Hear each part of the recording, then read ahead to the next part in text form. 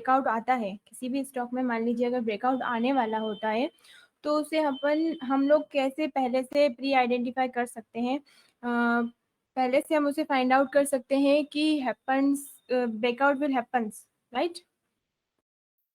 तो मेरी इस वीडियो को प्लीज़ ध्यान से देखिए। अगर आपको मेरी वीडियो पसंद आ रही है तो please like, share and subscribe. इसी तरह की और वीडियो में आपको डेली अपडेट मेरे चैनल पे आपको इसी तरह की वीडियोस और इसी तरह के डेली अपडेट मिलते रहेंगे रिलेटेड टू स्टॉक मार्केट। मेरा जो भी वीडियो मैं यहाँ पर आप लोगों के लिए बना रही हूँ, all videos are for education purpose only. सबसे पहले अगर हम बात करें कि अगर हमें पता करना है कि कोई भी स्टॉक है, अगर उसमें ब्रेकआउट आने वाला है तो हम लोग उसको प्री आइडेंटिफाई कैसे कर सकते हैं, राइट।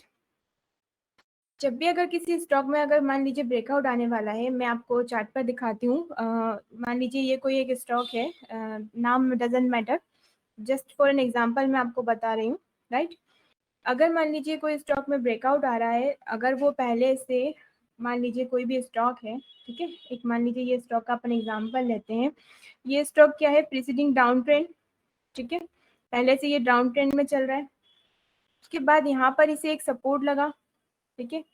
उसके बाद ये क्या हुआ, कंसोलिडेट मोड में चले गया, शेयर जो है कंसोलिडेट होने लगा, ठीक है। सपोर्ट पर जब शेयर कंसोलिडेट होता है, आप लोगों को अगर जब भी ब्रेकआउट स्टॉक फाइंड करना है तो आप लोगों को इतना ध्यान में रखना है, तीन चीजें जो है सबसे इंपॉर्टेंट।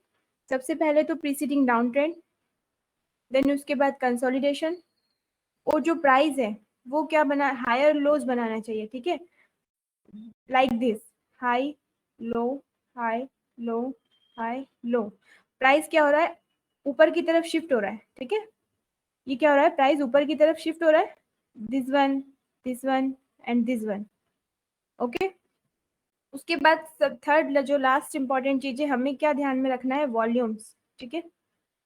सबसे पहले हमें क्या ध्यान रखना है, वॉल्यूम्स। ये जो वॉल्यूम्स आप देख रहे हैं, ये जब छोटे छोटे वॉल्यूम जब हमें दिखते हैं तो ये जो वॉल्यूम होते हैं, ये वॉल्यूम होते हैं रिटेल ट्रेडर्स के, राइट। जो रिटेल ट्रेडर्स होते हैं वो क्या करते हैं, जब भी उनका अगर कोई स्टॉक हायर प्राइस पे उन्होंने बाय किया होता है, तो वो जब इस तरह के छोटे छोटे वॉल्यूम्स अगर हमें दिखने लग जाएं किसी पर्टिकुलर शेयर में या किसी स्टॉक में, तो हमें ये समझ जाना चाहिए कि यहाँ पर रिटेलर क्या कर रहे हैं, एग्जिट हो रहे हैं, अपनी पोजीशन से एग्जिट कर रहे हैं, ठीक है।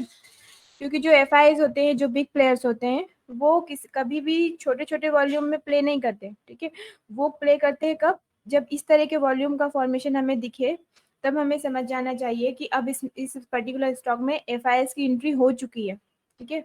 और जब भी किसी स्टॉक में एफआईएस की एंट्री होती है, प्राइस जो है वो हायर लो बनाएगा, हायर लो का फॉर्मेशन करेगा। प्लस सेकेंड चीज जो मैंने आपको बताई, कंसोलिडेट मोड में चले जाएगा स्टॉक पर्टिकुलर, ठीक है। देन उसके बाद वॉल्यूम इंक्रीज होंगे, तब उसके बाद हमें जब ये कंसोलिडेट मोड का ब्रेकआउट देता है, तब हमें एक रैली देखने को मिलती है, और जिसको कि हम क्या कहते हैं, ब्रेकआउट, ठीक है। इसी तरह की और भी वीडियो और भी इंपॉर्टेंट नॉलेज मैं आपके साथ शेयर करती रहूंगी, तो मेरे चैनल पर बने रहिए। मेरा चैनल और मेरी वीडियो अगर आपको पसंद आ रही है तो please like, share, comment and subscribe now.